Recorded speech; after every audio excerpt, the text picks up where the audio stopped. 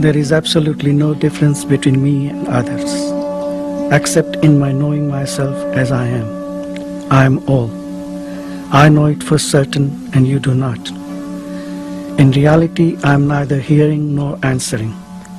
In the world of events, the question happens and the answer happens. Nothing happens to me. Everything just happens. My destiny was to be born a simple man, a humble tradesman with little formal education. My life was of the common kind with desires and fears. When through faith in my teacher and obedience to his words, I realized my true being, I left behind my human nature to look after itself until its destiny is exhausted. Occasionally an old reaction, emotional or mental, happens in the mind, but it is at once noticed and discarded. After all, as long as one is burdened with a personality, one is exposed to its idiosyncrasies and habits. When I met my Guru, he told me, "You are not what you take yourself to be. Find out what you are. Watch the sense I am. Find your real self." I obeyed him because I trusted him. I did as he told me. All my spare time I would spend looking at myself in silence. And what a difference it made, and how soon. It took me only 3 years to realize my true nature. My Guru died soon after I met him, but it made no difference. I remembered what he told me and persevered. The fruit of it is here with me. A visitor asked Maharaj why realization of one's true nature is so important. Without realization, you will be consumed by desires and fears, repeating themselves meaninglessly in endless suffering. Most of the people do not know that there can be an end to pain. But once they have heard the good news, obviously going beyond all strife and struggle is the most urgent task that can be. You know that you can be free, and now it is up to you.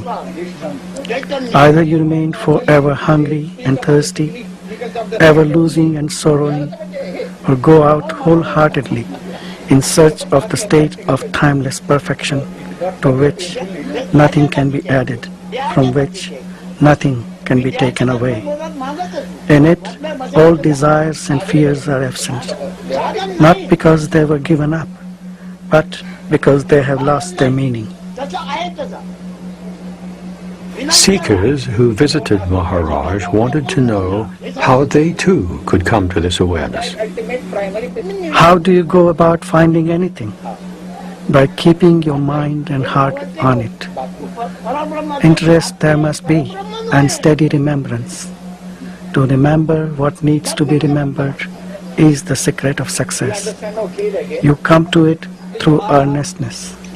Seek a clear mind and a clean heart. All you need is to keep quietly alert, inquiring into the real nature of yourself. This is the only way to peace. All happens by itself.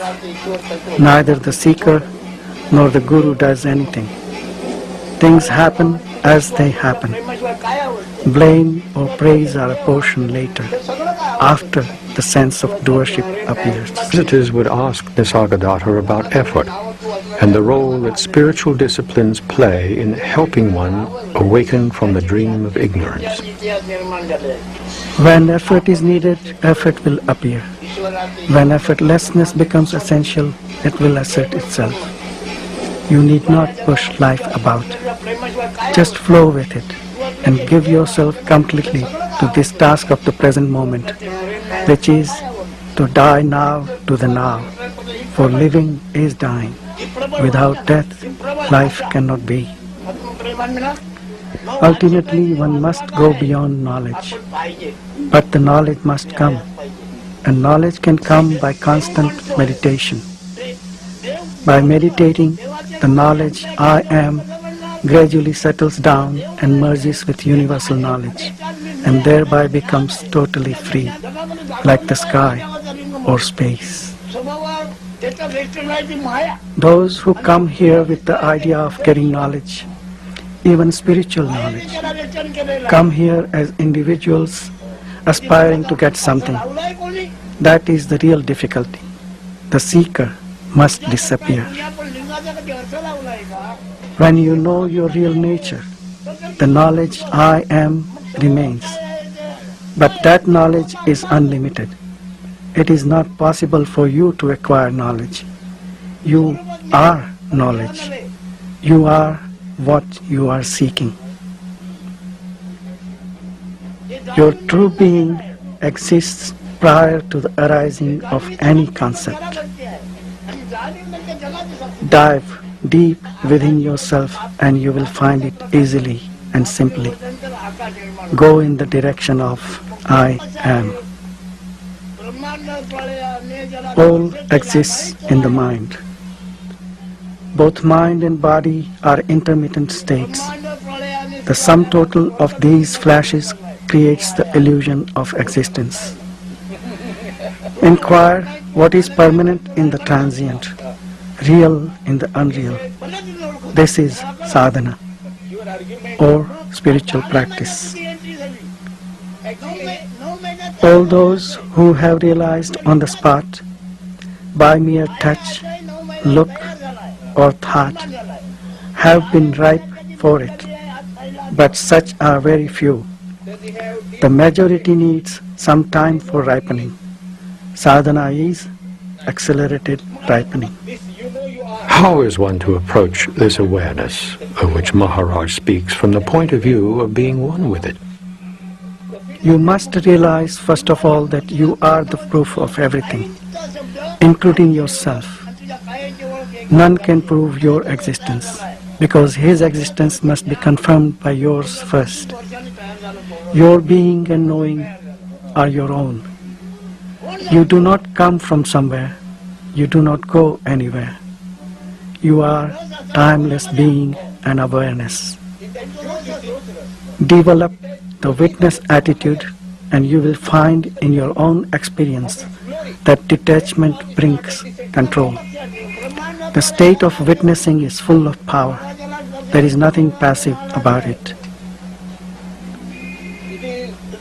Just keep in mind the feeling I am. Merge in it till your mind and feeling become one. By repeated attempts, you will stumble on the right balance of attention and your mind will be firmly established in the thought, feeling, I am. Whatever you think, say, or do, the sense of immutable and affectionate being remains as the ever-present background. Maharaj often spoke of his guru and the role of the teacher in spiritual life. Every morning he reverently decorated the photos of his guru that hung in the upstairs room. He often said that the true teacher was one's own self. The greatest guru is your inner self. Truly, he is the supreme teacher. He alone can take you to your goal, and he alone meets you at the end of the road. Confide in him, and you need no outer guru. But again, you must have the strong desire to find him, and do nothing that will create obstacles and delays. You are never without a guru, for he is timelessly present in your heart. What he wants you to do is simply learn self-awareness, self-control, and self-surrender. It may seem arduous, but it is easy if you are earnest, and quite impossible if you are not. Everything yields to earnestness. The true guru will never humiliate you, nor will he estrange you from yourself. He will constantly bring you back to the fact of your inherent perfection and encourage you to seek within. Nisargadatta referred to the illusory sense of being, traditionally called the ego, as the I-amness.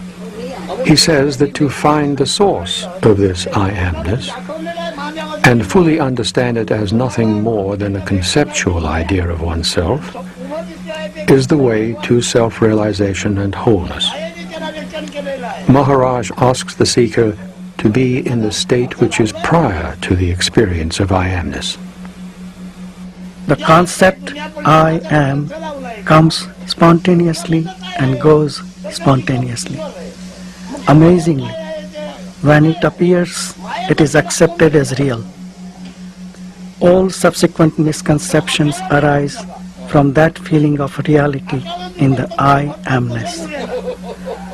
The moment the feeling I am appears, the world also appears. Any image you have of yourself is not true. True knowledge is to abide in your own self. The teachings of Maharaj move our awareness from the I-amness, this sense of separate identity, to a non-dualistic state of oneness with the Absolute, which is our real nature. Visitors asked for clarification concerning this state of emptiness. I mean, free of all content. To myself, I am neither perceivable nor conceivable. There is nothing I can point out and say, this I am. You identify yourself with everything so easily. I find it impossible. The feeling, I am not this or that, nor is anything mine, is so strong in me that as soon as a thing or a thought appears, there comes at once the sense, this I am not. I find that somehow by shifting the focus of attention, I become the very thing I look at and experience the kind of consciousness it has. I become the inner witness of the thing. I call this capacity of entering other focal points of consciousness love.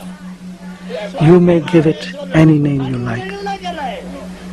Since at any point of time and space I can be both the subject and the object of experience, I express it by saying that I am both, and neither, and beyond both. From the point of view of self-realization or enlightenment, there are no individuals. The Self, or God, exists as all manifestation.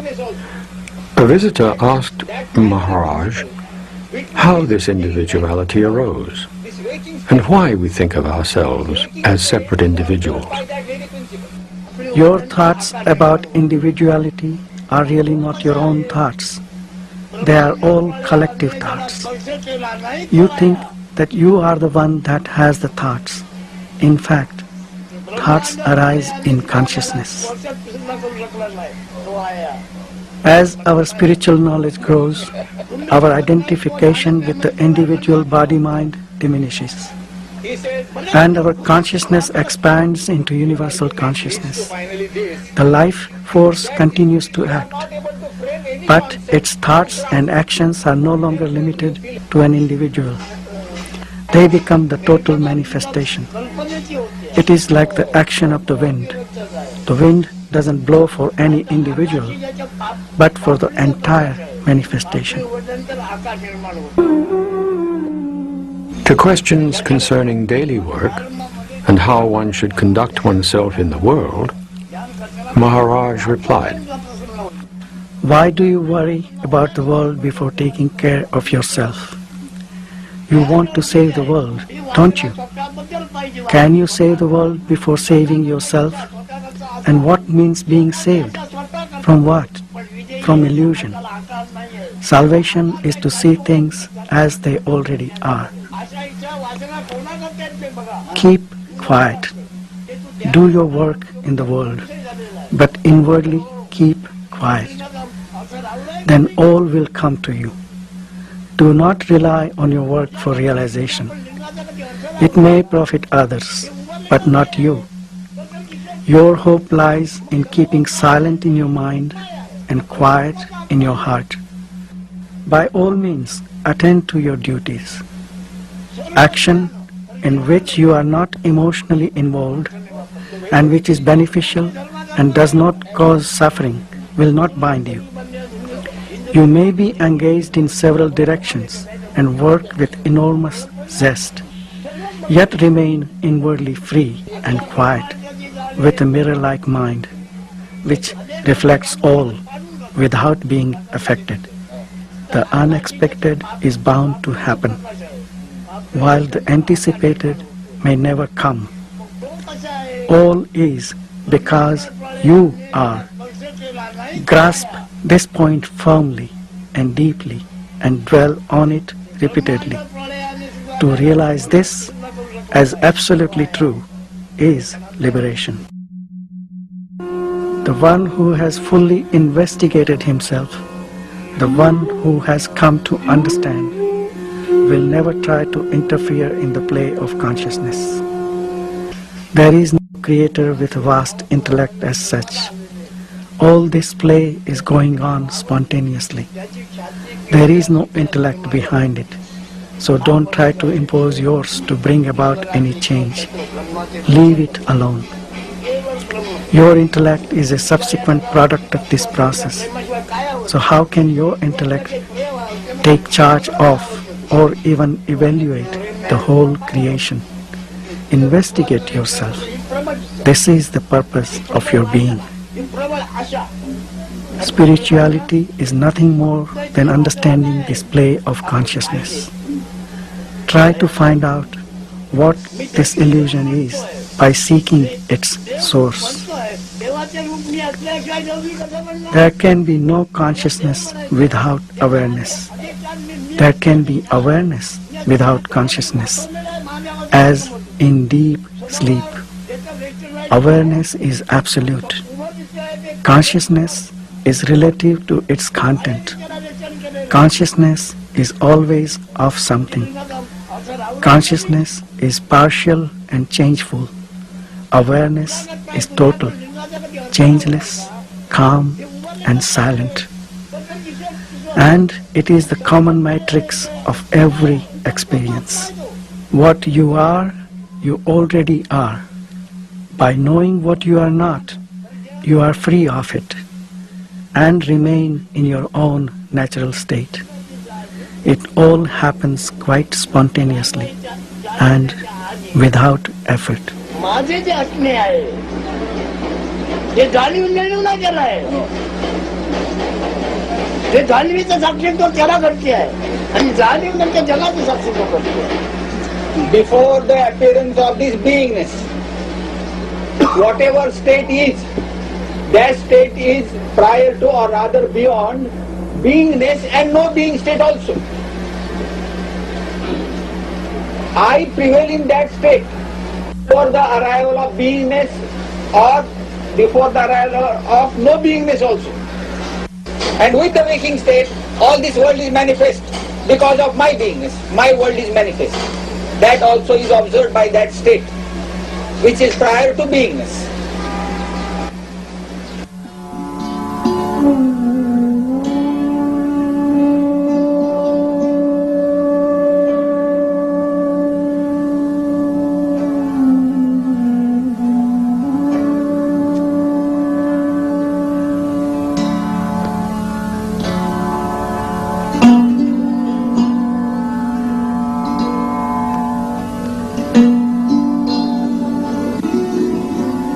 The essential point of his teaching is that we already are absolutely free, and that there is nothing that we have to do or make or become or change ourselves into.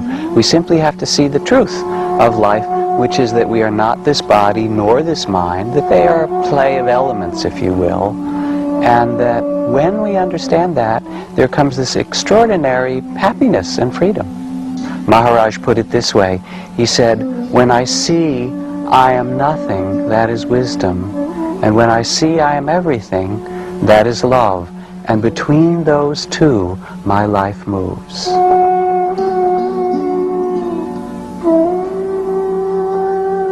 Maharaj passed away on September 8, 1981. He remains present as the consciousness within each one of us.